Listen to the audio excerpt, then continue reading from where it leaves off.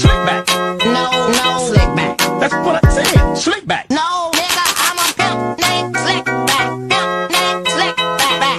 Pimp named Slick back. Nigga, are you deaf? I'm a pimp named Slick. Assalamualaikum warahmatullahi wabarakatuh. Perkenalkan, nama saya Reni Sarihanti dari Prodi Administrasi Publik Universitas 17 Agustus 1945. Saya di sini akan menjelaskan apa itu kinerja pegawai.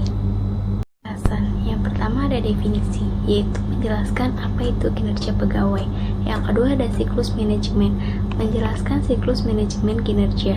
Yang ketiga ada indikator. Indikator apa saja yang digunakan untuk kinerja pegawai.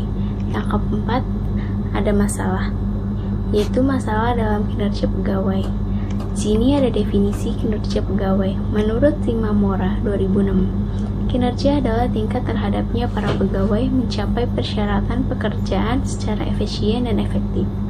Kinerja pegawai merupakan prestasi kerja, yaitu perbandingan antara hasil kerja dengan standar kerja yang telah ditetapkan organisasi.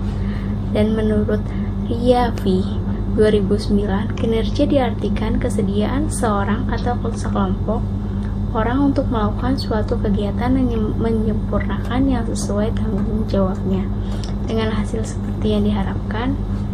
Dan menurut Sandi 2015, kinerja merupakan sebuah prestasi yang telah dicapai oleh karyawan dalam menjalankan pekerjaan yang telah diberikan. Dapat disimpulkan bahwa kinerja merupakan hasil kerja baik itu secara kualitas maupun kuantitas yang telah dicapai pegawai dalam menjalankan tugas-tugasnya sesuai dengan tanggung jawab yang diberikan. Organisasi dan hasil kinerja tersebut disesuaikan dengan hasil kerja yang diharapkan organisasi melalui kriteria atau standar kinerja pegawai yang berlaku dalam organisasi. Kedua ada siklus manajemen. Siklus manajemen kinerja adalah bangunan proses atau strategi dari performance management. Adapun siklusnya yaitu yang pertama ada perencanaan, yaitu awal di mana dasar untuk mencapai target kerja terbentuk. Yang kedua ada pemantauan, yaitu berfungsi kunci untuk mencapai tujuan akhir yang telah ditetapkan di tahap perencanaan. Yang ketiga ada evaluasi. Di akhir tahun, manajemen dan karyawan akan melakukan pertemuan untuk mengevaluasi kinerja di tahun tersebut. Yang keempat ada penghargaan, di mana merupakan hal penting dan tidak bisa disepelekan karena penghargaan atau reward sangat efektif untuk meningkatkan semangat kerja karyawan. Yang ketiga ada indikator kinerja pegawai. Indikator kinerja pegawai adalah alat atau metode yang digunakan untuk mengukur, menilai sejauh mana seorang pegawai mencapai tujuan dan sasaran kerja yang telah ditetapkan. Indikator kinerja membantu dalam mengevaluasi produktivitas, efisien, dan efektivitas seorang pegawai. Indikator kinerja ini dapat berbeda-beda tergantung pada jenis pekerjaan dan tujuan organisasinya. 4. Masalah kinerja pegawai. Masalah kinerja pegawai menurut Sutirsno 2016 mengatakan bahwa terdapat dua faktor yang mempengaruhi kinerja atau prestasi kerja, yaitu faktor individu dan faktor lingkungan.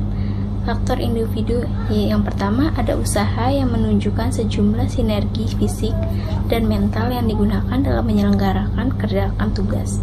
Yang kedua ada availabilitas, yaitu sifat-sifat personal yang diperlukan untuk melaksanakan suatu tugas. Yang ketiga ada role atau types perception, yaitu segala perilaku dan aktivitas yang dirasa perlu oleh individu untuk menyelesaikan suatu pekerjaan.